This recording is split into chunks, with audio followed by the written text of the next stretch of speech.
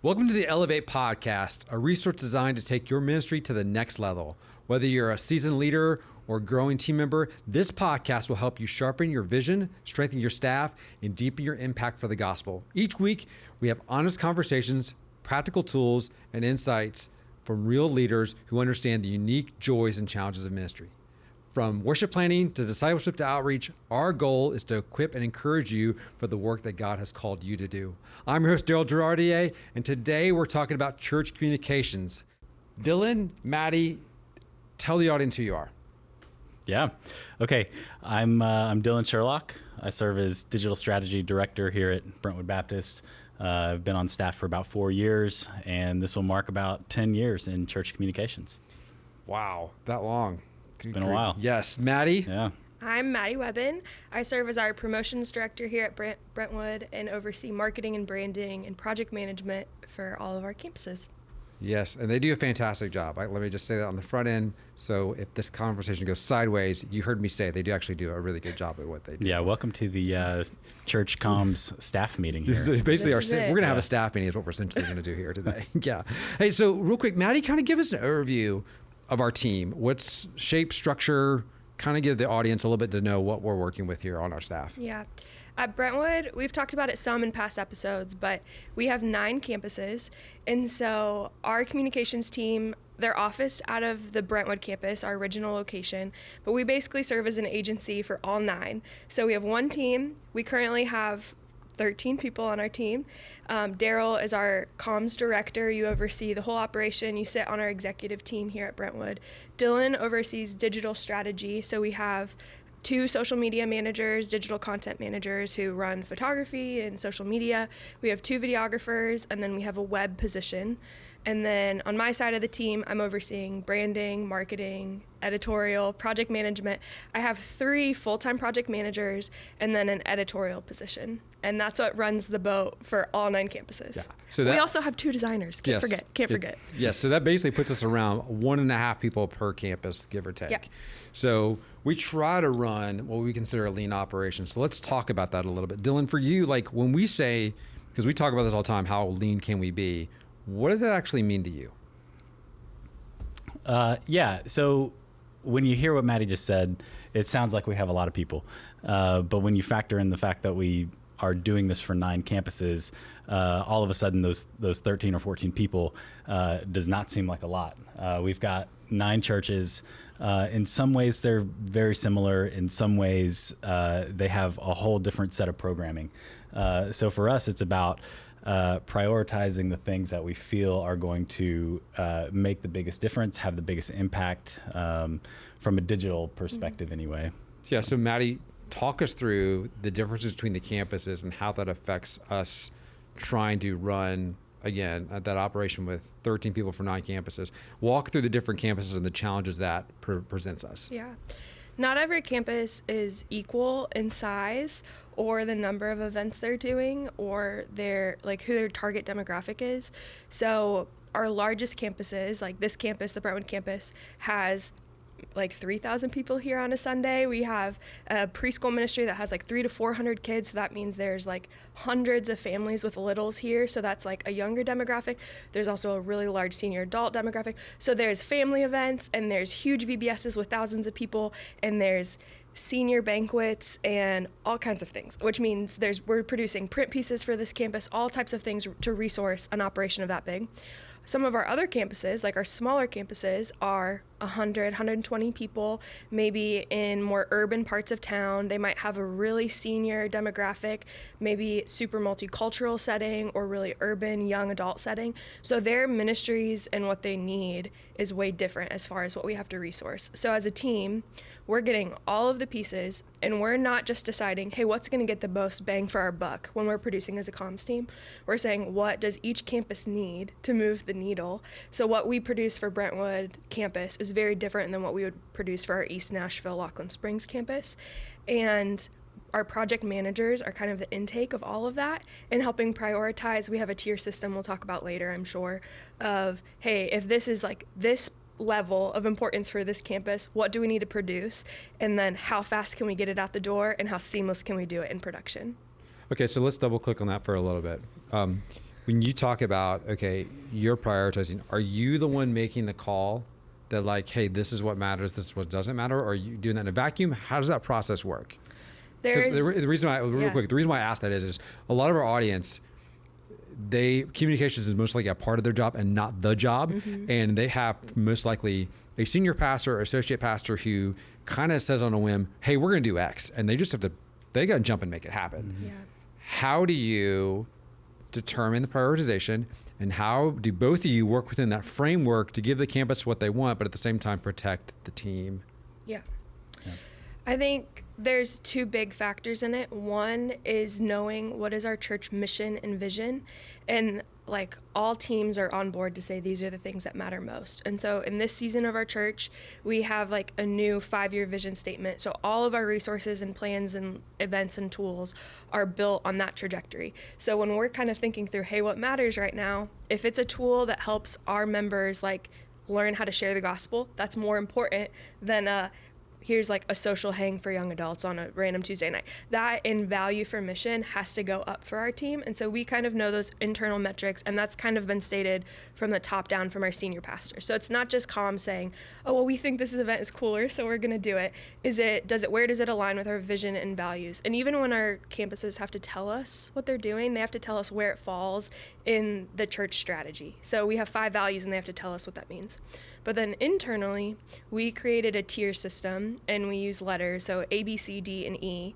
And an A tier event is going to get our max resources, and that truly is only Easter, Christmas, and VBS, because those are our highest influence events to get people from the outside to come. And so that's going to have way different creative criteria. We're going to produce way more in-service pieces. We're going to do way more external marketing. We're going to do way more signage inside the building. So there's a huge like checklist that we have in our system. And then a B tier event is everyone's on board, but like all campuses are on board, but it's not as big as Easter and Christmas. A C tier event is the whole campus, so not all 9, but if it's a really big deal for that campus, like an anniversary, like celebration, a huge night of worship. A D tier event is actually what probably 85% of our projects are, and that is a single ministry event. Did you just give them all a grade of D? Is that what you just It's did? a D. Okay. Sorry, guys. Shots but fired. if that is like student, whatever, cookout or something, this is a single ministry of a single campus. And so all we promise them, and this is just like a really quick how we can run lean, is we know they get a graphics package, they get promo copy, it gets put in our digital bulletin 2 times, and that's it. Okay, so let me jump to social media, Yep. because typically what a lot of churches deal with is you just listed off a whole bunch of things, bulletin, et cetera, et cetera, et cetera. And then they turn around and say, okay, can you put this on my Instagram account? Yeah. How do you deal with that? Yeah. So the tier system is the way that we're able to prioritize how we're going to have the most impact. And so when we look at that, we know tier A, that is the top most important thing. We're going to give that all we have. We're going to give a full social package. We're going to give full photo and video coverage package on that. We're going to promote that using paid ads as much as we can. When you kind of work your way down the tier system, that's when projects have to scale for us, because we have 85% of our projects that are coming in as a tier D. If we were giving those projects everything that we're giving a tier A, that wouldn't scale out for us, right? Yes. So, but when you say you're gonna like say it's A, let's say it's VBS, and you're gonna put it on social media, okay? Or let's say it's a campus level one. Let's say it's a campus is doing like, hey, they are doing a night of worship. Yeah. What does that look like? Are you putting the graphic online? Like, what is that like? What are you doing? Because for a lot of churches, they simply are just taking the graphic, throwing it on Instagram, and just praying that it works. Like, what is that like? Kind of getting the nitty gritty. Like, how does that process look like? What does that look like? Yeah. So I mean, we've seen, after running 9 campuses worth of social media for years, the graphic thing just is not effective. Yeah. It's there. It's a quick and it's an easy thing to get out there, but engagement is low, shares are low, likes, comments, all of that is low on those. So when we get into a situation when we're going to do, say, a night of worship for a campus, we're thinking through creative ways to promote that, whether that's an invite from the campus worship pastor, or a series of creative videos, we're thinking through what will people actually share to drive that and to help drive the promotion of it. And we just know that the graphics aren't going to cut it. Okay, so which of the two of you, I'm going to ask you about this, but I'll ask you, I think you both have to do this. I'm going to ask you how you handle this. How do you tell a ministry, I'm sorry, I know you think your thing is an A, like everybody should know about it. You know, it's the left-handed truck driver Bible study, you know, whatever that is. How do you gently tell them no? And how do you make them not feel like, oh my gosh, you don't care about what I do? Madi, you start first. Great question. I sent an email last night. Oftentimes, well, who was it to? Not spilling What the was tea. it about? Sorry, guys. But sometimes you really just have to put in perspective resources and being like, hey, thanks for requesting this. In the past, we've been able to do it because it met this requirement. But this time, we can't because of it doesn't meet these requirements that we have in our system. And we have like a knowledge base of like, hey, here's our policies and best practices that are pretty public. Depending, honestly, it's like a discernment call of the use case and how well I know the minister. Can it be an email or do I need to call them? And then I think a couple times a year I'm going to campuses and I'm walking through the tier system just as a reminder of like, hey, we're on your team, but we want to give our very best to the things that are going to help you the most. And I think for us, we really have to just like remind our ministers, like, hey, we're on your team. We're not just doing this to make it really efficient and for us to walk out the door at 5 p.m. and just like check a box. But our like passion really is we want to move your ministry forward. And so if that's going to happen, we only have limited resources just like you. So do you really want it on an Instagram graphic for your account that's going to get 3 likes? Or do you want it to be a video that's going to go to families for an equipping night because that's your options, and I think you want it for the equipping night. And so helping just remind them we have limited resources, but I'm on your team. How can I help you? And then honestly investing in ministry relationships has helped those conversations a lot. Yeah, Dillon? I think providing an alternative as well. So in the situation that we have to turn down the left-handed truck drivers because they wanted the full force of the comms team to come behind them and say, hey, this is something that everyone should go to. We like to come in and say, hey, I know that you want X, Y, and Z. Yeah. At this time, our team can't provide that, but here's what we would suggest doing. And so that might look like, hey, you know, I know that you want us to post about this on the main account. That's not an effective strategy for us, but we'll give you the social graphic. If you want to use that for your personal accounts, go ahead. Yeah. They might say, hey, we would really like for the senior pastor to come on stage and talk about our thing. As you know, with a church our size, we have a million things that the senior pastor could talk about, so we have to prioritize those things. So we would come into that conversation with, hey, I hear you. He's not going to do that. He doesn't have the bandwidth, the capacity to do that. But how about instead you deploy 3 volunteers who can go around to the different small groups on a Wednesday night and invite them to come out to the thing. So we always try to provide an alternative in the situation that we're going to turn something down. Okay. For the digital team, you know, if we get an event request of, hey, we want to have a photographer come out to X, Y, and Z, and it just does not meet our framework or our requirements, or we're overbooked, you know, we'll provide the opportunity for them to, you know, at least send us in some iPhone photos, and we might be able to use those for something. All right. So ministry is just crazy. I know that because I'm married to a minister, and things happen, last minute stuff, things just happen. Madi, like, how do you handle if somebody comes at the last minute and goes, oh my gosh, we have to do X, Y, or Z because my hair is on fire, and if you don't help me, this is all going to fall apart? First, really is like connecting with the minister. Sometimes, like, we use a system where it's a form, and so if they just send in a form and it's clearly frazzled on last minute, and I just respond, we have some automations built, so I could just tell them no, and you get a cold email. It's not really going to work. But oftentimes, the question is not a full no, but it's often okay, I can't do everything, but we can produce this. Or you just did this event last year. We can't make you a new graphics package because you need to promote it in the email tomorrow. So can we just pull last year's graphic, and you already have the event registration, so that's all we can do. but often just figuring out where they're at, what the need is, because the end goal really is to support ministry, but we can't only run in emergencies. So there's like a level of excellence. Is there an alternative or a middleman option? And then there are some things we just have to say no to. And those things are often like, as a church, we use, is it a must do, should do, or nice to do? And if it's a nice to do item, this is like a t-shirt gift for your staff just for fun, but you want it for Monday.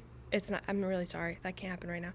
But if it is you have a discipleship leader event and you need this like handbook, you need more printed. Okay, yeah, we totally are on board with that. So there's some discernment of, does it help move the ministry? Is it a must do or a should do? If it's a nice to do, we can say no, but that's typically a face-to-face conversation. Yeah, we also provide guidelines on the front end. So at this point, most of our ministers and administrators should know that we have a 6-week lead time on most projects.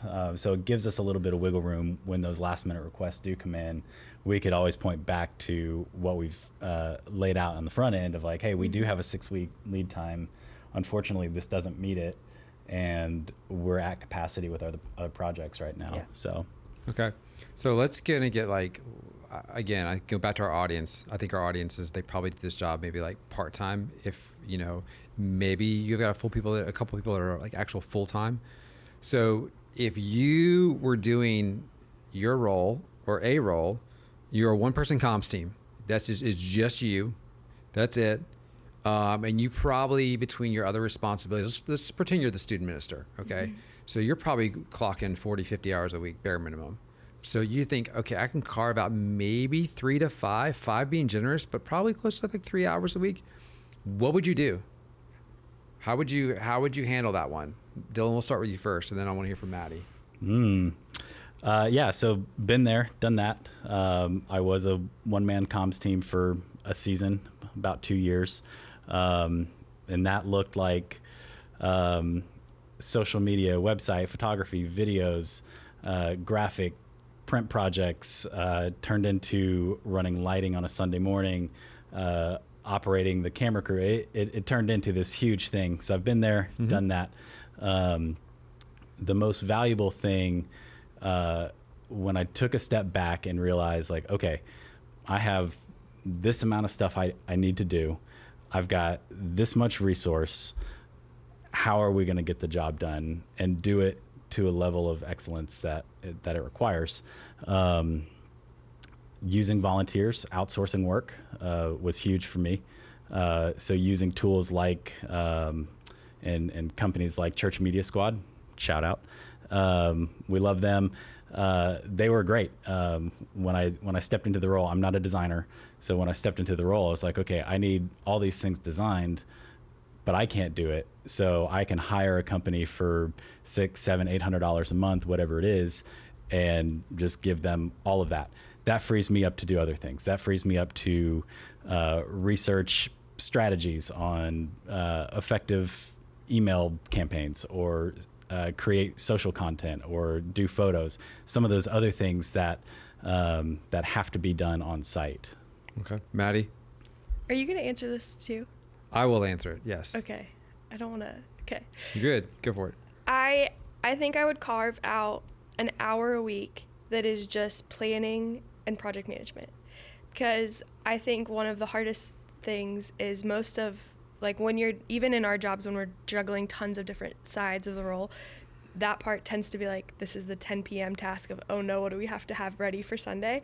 And so I think that would be my first thing, is like carve out an hour of a week that's consistent, where you're going through what is our Sunday checklist, as in what is the in-service moments, like is there a bumper we need to work on for the future? Is there like announcement slide moments we're doing? Like that is going to be your biggest touch point with your people is Sunday. So what comms pieces do we need to produce for that? And then what secondary assets do we need? So is there a follow-up email? And then in that like planning and project management time, I would also build a system where you can like build some task lists or like repeated checklist for events.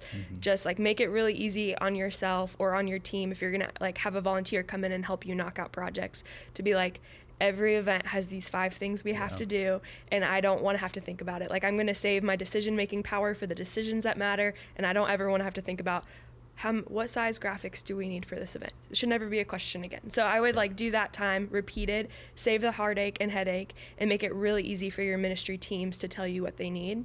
And then I think I would spend those other 2 hours either like talking with some volunteers, if there's some college students or some like even people who like own branding companies or whatever, and they're like, I can write the weekly email because you clearly can't spell, so let me do that for you. Like I would bring in some of those people. That's me. I really don't have me be a grammar person, but I would spend those other 2 hours figuring out who you can bring in to do it. But if you're spending your first hour a week with some like planning, even if you're not type A, I think that will save a lot of the heartache of, oh no, I have to find a photographer. Like if you're planning that time, I think that'll help. Yeah, I think if I did it, let's say you have 3 hours. Okay, so hour one is, depending on my skill set, is going to be spent developing my skill set. So whether that's learning AI, whatever tools, I'm going to spend about an hour a week sharpening the tools because that'll have exponential growth on the long term. Hour two would be systems and processes and planning, optimizing the systems so the fact, again, like as you just pointed out, so that they scale out. Option three, what I would do is I would most likely spend 1 hour per week recruiting volunteers. Because if you do that over a year, that's 52 hours of recruitment time. You should be able to find 3 to 5 people to help you do that. I think the framework I would probably work within is I'd probably adopt like a 10-10-10 rule when it comes to stuff that's coming into my inbox, which is like, if I do this 10 minutes from now, what happens? Okay, we're pretty happy with what I did. If I do this 10 weeks from now, will I still enjoy doing it? Probably not. 10 months from now, oh gosh, I shouldn't be doing this at all. So if it fails 2 to the 3 of the 10s, then I'm doing everything I can to delegate that thing and get that out the door. If it's something I love to do and it brings me joy and I feel like, okay, this is what God designed me to do, I'm going to keep on doing it. It may not be the most efficient use of my time, but the reality of it is I want to have that moment where this doesn't feel like a job and actually feels like ministry. Mm-hmm. And so that's where I think the thing comes in. If you are a person who's part-time and you're doing this and you're kind of going, all right, I have a limited amount of time to do this, and it brings me joy, you want to find that balance between understanding like, yeah, I'm actually producing something and I'm actually doing ministry. Mm-hmm. Because if you get the two conflated, if you get the two reversed, and all of a sudden you feel like all you do is just, your job is just to crank stuff out, you can do that for a good portion of time. But 2 things occur. One, your work starts to reflect that. You can hide it all you want, but if you love design, you love video, love social, all of a sudden, like, your audience gets sniff it out, like you're not 100% in. And then 2, that's where just people just burn out. They burn out because the reality of it is they're not connected to the work. You really think at the end of the day, there are 3 things you have to have in those 3 hours to be successful. And these are the 3 things. You have to feel like you have some sort of autonomy over your work. Do you feel like you have ownership? And you got to work with your leadership on that. You can't just be the widget person who just cranks out the thing that the leadership says. If you do that, again, you won't enjoy the work. 2, you've got to be connected to the work. You have to, in some way, shape, or form, feel like you're actually part of the ministry that's happening. And whether it's feedback loop you get from lives that are changed, from the work, that how your work is being used, you have to feel connected. And the 3rd thing is you have to feel like you're getting competent. If you sit there and you sweat it out over a year and you feel like, I am not any brighter at this job, I still can't understand how Snapchat works or Instagram or whatever it is, and you just feel like you're just, pedaling and going nowhere, eventually you will just say like, I'm tapped out. So again, if you don't have autonomy, you're not connected, and you don't feel competent, if you don't have that, I call it, it's really like a flywheel. If one of those 3 things is broke, typically that's when you burn out. So if I'm in those 3 to 5 hours, I'm consciously thinking through that type of stuff. At the same time, if I'm mapping out 3 to 5 hours, the other thing I would do is this. I would go to leadership and say, hey, guess what? I have 3 hours. Let me tell you everything I'm doing in my time. We're in agreement that I've got 3 hours. Okay, we're all agreed? Great. Okay, here's the deal. When Betty, the VBS director, comes to me and says all of a sudden she needs inflatable cactuses, okay, or whatever crazy thing they got cooked up, or she needs cow costumes for some odd reason, and at the last minute, you know what? I need you to have my back when I say, sorry, Betty, go get some sheets at Joann's Fabrics, RIP, and make them yourself, okay? Like, that's I got to have the backup on that. So I think that conversation we had, for a lot of people, when I've had conversations with people who are people doing it by themselves, typically one of the biggest things that is the hindrance to them is that leadership is not on board with the understanding that there's only one of them and they only have 3 to 5 hours. Yeah. And what happens is people tend to look at you like you're an infinite bucket where I can just dump things to. So let's talk about that for a second. Yeah. Let's talk about project management, because this is one of the things I think where a lot of people, their inbox is their project management tool. Outlook is like, I used to say, like, look, your inbox for most people works like this. It's you texting me, you dumping stuff in my email inbox, or you doing what I call the drive-by, which is I come by, I knock on your door and say, do you mind if you could just, by the way, the phrase, if you could just, is possibly the most negative, if not inflammatory statement you could ever make to a creative. Can you just, like, I'm sorry, you don't go to Gordon Ramsay and say, could you just make me beef Wellington? You don't say that, all right? So don't do that to your designers and your comms team as well. All right? For free, that one. That one's for that one. Kids, take that for free. So let's talk about this. Madi, what to you are the elements, if I'm a single person shop, I got to build a project management system. Where do we even start? Yeah. I think if you were to search this on YouTube, you're going to go down this crazy rabbit trail of build this Asana system and blah, blah, blah. But I think the most effective project management tool is the one that you will use. And so if you're in your inbox and all you can you're just getting your head above water on inbox, I would say, oh, what's his name? Building a Second Brain. What's his name? Oh, Tiago Forte. Tiago Forte has some great tools on just how to master your inbox. And there's some people who are just like, do it, delegate it, delete it. And that is so scary in ministry to be like, can I really just delete emails? So there's some good systems. We can put some stuff in the show notes. Okay, real quick. You said something here real quick. Okay. Yeah. You said you quickly brushed over it. I noticed what you did there. You said do it, delegate, and delete it. And you got on the whole do it part. Let me ask both of you this. When you're dealing with volunteers or with staff, what's your biggest challenge with delegating and why? Yeah, I think the hardest thing with delegating is you're not sure the level of quality that you're going to get is the level of quality that you want. So especially for creatives, it's hard to say, hey, you do this now. I've been doing this for a year. It's time for me to delegate it. It's yours now. And then you start looking at it and you're like, well, okay, I see that she's doing it that way. I don't know if I would have done it like that. I see that she's taking a picture from that angle. I'm not sure if that's the angle that I would take it at, but maybe it works. Yeah, that's a real life situation right now. So yeah, I think it's for those of you letting who are go. not realizing, Dillon just called out his photographer for taking a photo of us and not the angle that he would have enjoyed. I'm sure it was a wonderful photo. I'm sure it was too. So yeah, I think it's giving up the control of something that you have previously done that you're like, okay, it's yours now. Madi? Yeah, I think it's really a control thing. I think delegating, there's part of it where you have to say, is this what's best for me to do? And I think that this is a level of leadership, whether you're like the one-man show or you're running a team, that it's like really hard for me to say, okay, I only have so many limited hours. Is this the best way for me to use the tools and gifts that I have? And to say someone else is better than you, either because they have the time or they have the skill set, is sometimes really hard. On top of, if I give it away, what if it's not as good if I would have done it? And then there's also like the knowledge gap of I have to either communicate how to do it to someone else, give them all the background details. Is there a really easy way to do that? If it's in the email thread, great, but what if it was a hallway conversation? How do I delegate it? And then now they're going to know everything. And so there's part of leadership too, of like, am I willing to bring people in? Am I willing to let some stuff go? And then there could be a quality change. And am I okay with that? Because now I have to be a coach, not just be a doer. I have to actually like lead people, which is harder than just doing stuff. Yeah, I think when I think about projects that I've had to delegate, the ones that go the smoothest are the ones that we over communicate on. Of like, if you just say, hey, here's this thing, go do it. They might do it, okay, but yeah, it's really on the front end of things saying, okay, here's this thing, here's every single thing that I know about it, here's every single thing that I want to come out of it, now go do it.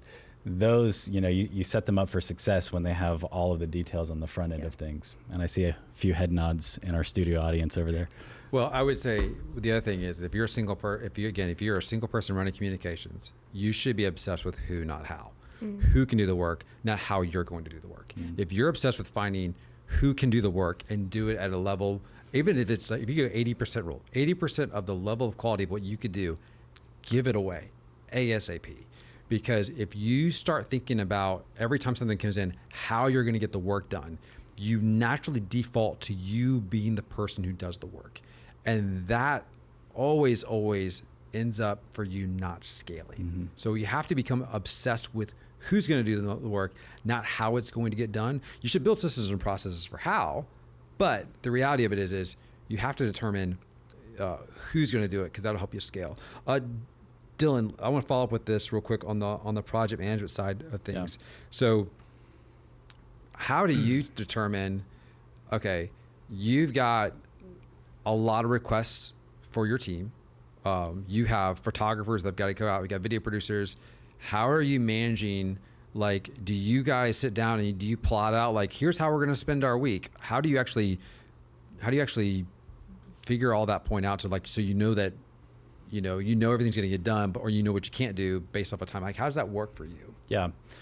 So we've got the project management system. The tasks come in, they get assigned to the respective person who's in charge of that. And so going back to what I was just talking about with communicating and over communicating, our team tries to have weekly one-on-ones where and we try to set those up towards the front half of the front part of the week, where we look at everything that's come in. We say, okay, this week we've got to talk about a night of worship. We've got to talk about gospel conversation training, or whatever the events are. How are we going to do that? What are you thinking for, how are we going to promote this thing? How are we going to capture this video? So we try to have those conversations on the front end, making sure that everything that is in the project management system, we have all the details that we need for it. If not, who do we need to have the conversation with to track down more details, that kind of thing. Yeah. Can we go back to building a system, though? Yes. Because we jumped into email land. We did. I do think that even if you're a one-man show at a small church, building an intake form that gets you all the information at the beginning is going to be the thing that saves you time. I think time is the resource that we struggle the most with. Like, there's so many free tools now to do design, or you can download CapCut on your phone and edit a video, but time you can't get more of. And so if I was sitting down with you at coffee, I'd be like, right now, let's make, if you're a Google team, make a Google form. If you're Microsoft, make a Microsoft form. If you have Asana or Basecamp or something you're using as a team, you can do it in there. But a simple, hey, what's the name of the event? Where are we charging it? Yeah. Do you have a budget? Who is the proof person? Like, who's going to be responsible for making sure it's accurate? When does this need to go live? What is the event description? What's the event goal? And then we have a really simple checklist. And ours, well, not simple. It's pretty heavy logic based. But you could build a simple checklist of, I do need a poster. I need an event card. I need it in the bulletin. I need a weekly email. And if they're doing that intake for you, you still have a lot of discernment as the comms director. But I would save the conversation for, like, people time should be people time and not project time. So if you can build an intake form, that will save so much time on the front end of project management. And then if you're using Asana, that's great. But if you just need to use Todoist, or you need to use Google Checklist or whatever, that's totally fine too. But that would be how I would start. Yeah. But then you have to enforce it too. Yeah. So, and that's the thing. So once you build that form, you're still going to get hit by those hallway conversations and those text messages or the emails or whatever. So the thing that we always go back to, and it happened yesterday, is, hey, I hear you. Thank you for your email. I need you to submit the ComRec for it. I met with a ministry last week where they wanted to lay out everything that they're doing for the next year. They said, okay, they literally showed up with a calendar, like a flip calendar with the dates on it and everything. And they wanted to get ahead on, like, photo and video coverage. And they said, okay, here's February, here's what we want covered in February, and then so on and so forth, all the way through the calendar. It was like, okay, great. Had the conversation with them. I heard them out, but the thing that I kept driving back to is, hey, fill out the ComRec form. That's what we call it, the ComRec form. Fill it out so that we actually have it in our system. And being able to streamline where all the information is is huge, because otherwise you're digging through your text messages, you're digging through your emails, you're trying to remember what was said in the hallway. So we always go back to enforce the Comrec system, and it helps us out a ton. Yeah, your system, if you're doing project management, you have to have three things: an input, then a place where production actually happens, and then output, like how are you actually delivering the thing to whoever needs to get it. You have to have those three elements. Where most people fail is they can figure out the middle part and the last part. They don't do a good job doing the input part. But let me go back to the project management system to a certain degree and how you think about it. For a lot of us, what we tend to do is we tend to build them as massive to-do lists. And to-do lists are possibly the worst project time management tool in the world. Your calendar is so much better, and here's why.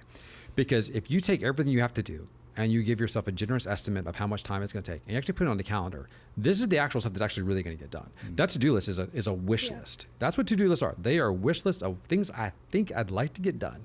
A calendar is a hard map that says, here's what I'm going to do, so much so that I've committed not only the time, but the place and when it's going to happen. And when you do those things, studies show that you're most likely to actually get those things done.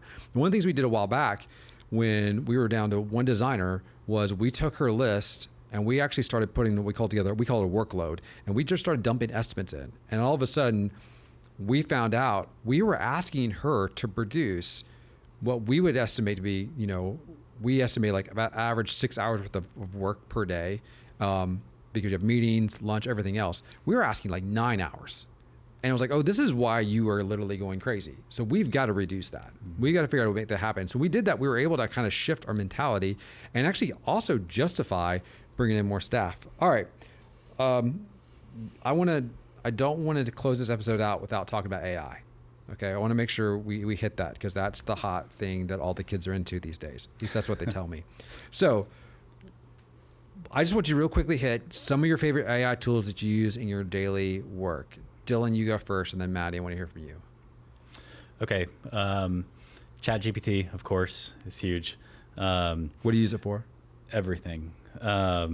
Writing copy for social posts, writing or generating like YouTube thumbnail graphics, or not graphics, but the hook for YouTube thumbnails, YouTube titles, podcast copy. Use it to generate emails, marketing plans. I mean, the list goes on and on. Opus is another big one. Opus Pro for social clips. That's a huge one for maximizing time. You have your pastor's sermon on a Sunday morning.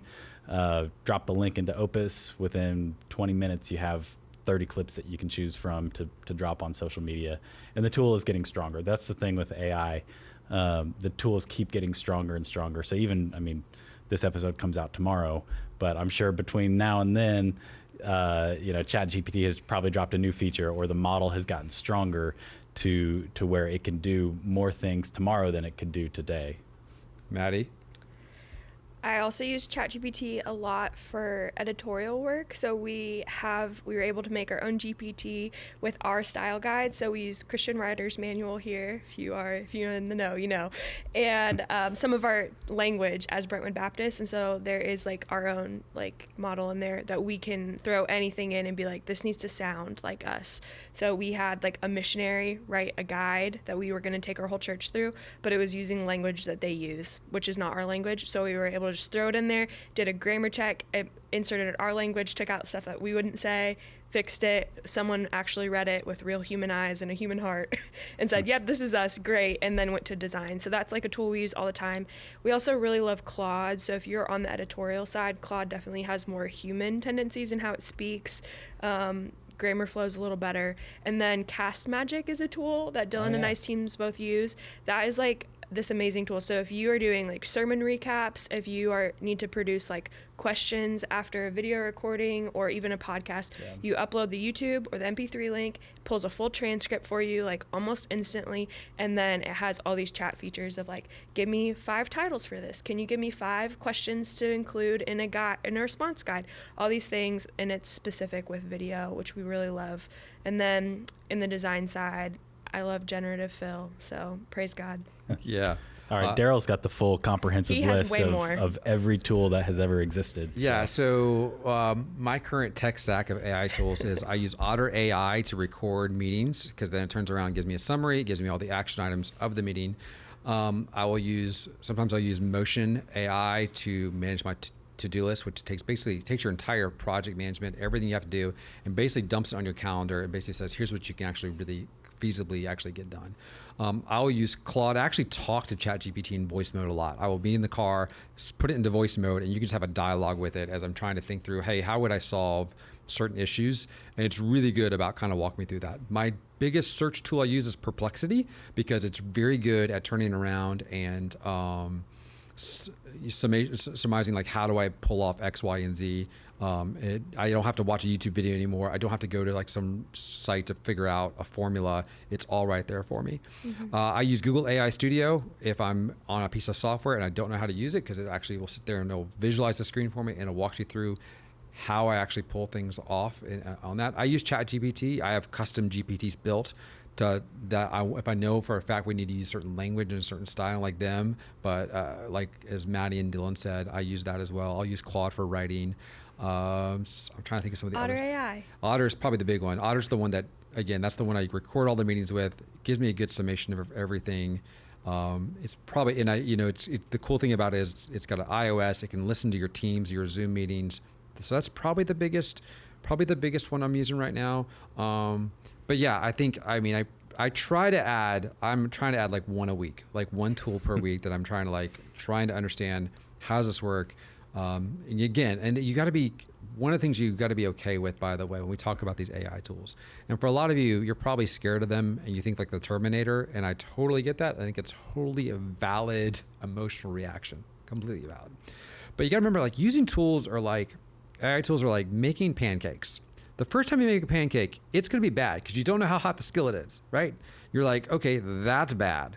But by the second or third one, you're like, okay, this is the level we're at. Okay, we're going to do this, we're going to do this. So when you're using these tools, your first version, one, is going to be horrific, okay? Mm-hmm. Version 2, version 3 is always incrementally going to be better. So we go back to what we talked about with those 3 hours that I would spend if I was the person who was just doing communications a week for 3 hours. Imagine you spend 52 hours a year and all you do is just try one tool and try to get better at that tool. At the end of the year, you'll be infinitely better than everybody else in that area because nobody else is spending that amount of time on it. So that would be my encouragement on the stuff. When you start thinking about it, don't feel overwhelmed. Just take it one piece at a time. All right, I have to do rapid fire. I get to do rapid fire. I'm actually excited about this part. So I'm gonna do rapid fire. Here we go. Get ready, kids. I want your gut. Don't filibuster me on this. If you could hire one position today, what would you bring on? Madi? A project manager, even part-time. Okay. Dillon? Content creator. Photo, video, social, all wrapped up into one. All right. I would hire an automation specialist whose sole job is to figure out how AI could do majority of the work. Because I want to focus on people actually at the place. If you could facilitate all church comms on one platform, what would it be? Dillon, you go first on this one. Oh, what do you mean by platform? Listen, my job is to read the question. I don't write the questions. Okay, I saw that on the sheet, and I was like, I don't know what this question means. You only have one place. It's the stage, email, Instagram. Okay, I see what you're saying. Yeah. One platform. Yeah. Okay. You only have one place to communicate everything for your church.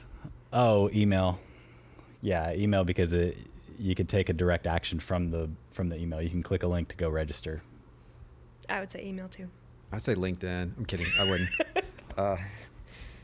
No, yeah, I'd say email. One of the reasons why I do email, because you own the email list. Yeah. That would be the big thing, is I own the email list. All right, Madi, you're brand new to the church staff. Who was the first staff member you befriend? I think it's the worship minister or pastor. I think that they have a huge influence in the voice, tone, and current creative state of the church. So you need to be allies with your worship minister. I think your second is like your lead communicator, because they're casting vision and you need to be on vision. Yeah, I think for those watching that are at a smaller church, I would try to get as close with the senior pastor as you can. having that connection is key. In a larger church, it's a little harder to do that. So I would go worship minister. All right, I'm going to go pastors AA because most likely they know everything. That's true. Okay. One thing I've learned in life is, especially get to a larger organization, AAs run the world. If you're nice to them, you treat them well, you can get everything done. If you don't treat them well, good luck. Everything's going to become difficult. So I say befriend the pastors, specifically the senior pastors AA. That's where I'd go right now. That's wise. All right, Dillon, who's killing it right now as a church creative? Like, and also creativity in general. Who you're like, oh gosh, they are crushing it. Yeah, the one that comes to mind is Life Church Memphis. They have some of the craziest visual effects and visuals that are they just grab your eye. It's different than anybody else, what anybody else is doing. So yeah, Life Church Memphis. Maddie? There's a kid named Sam who's the lead designer out at Liberty right now. He's a current student doing crazy stuff with AI art, changing the game for so much like screen, LED art. He's like in his own field. So we'll put him on the show notes. There we go. Check that out. I'm not answering that question because I don't pay attention to that stuff. Confession, I really don't. All right. Top resource book recommendation you have for a church comms member. Maddie, we'll start with you. I think I will say Building a Second Brain. That one is so helpful for just figuring out where information needs to go so you can be present in the moment and you're not just constantly running into to-do lists and all of the information you need to remember. Yeah. Strictly from a digital perspective, the one that comes to mind is Hook Point by Brendan Kane, I think. It really walks you through how to capture people's attention in the first 2 to 3 seconds of them seeing something. So, which of course maximizes effectiveness. So. All right. Yeah. It's hard for me to pick one. I'm not going to lie. So I'm going to give you more than one. We're going to go with Checklist Manifesto by Altu Gwande. We're going to go with Getting Things Done by David Allen, which is just, it's standard reading for everybody. 4,000 Weeks by Oliver Berkman, which is a really good book on actually getting things done and like what in life and what that actually really means.